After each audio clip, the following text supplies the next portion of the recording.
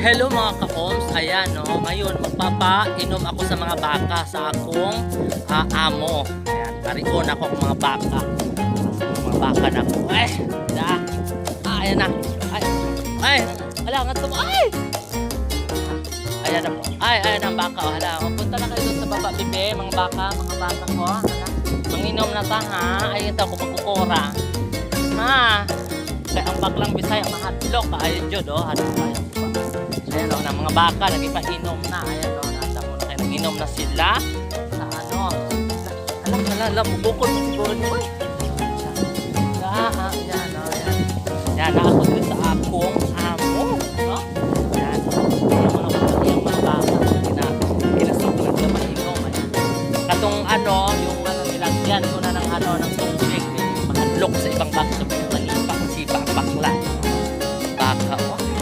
Mga baka mga kaom. Nagkaon-kaon sila o. Ayan. Ay, sabi na ko igukod ako. May ganon. Sabi ko sa ano. Ayan. Ayan, mga baka na ako. Ayan o. Mga baka ganda ako ha.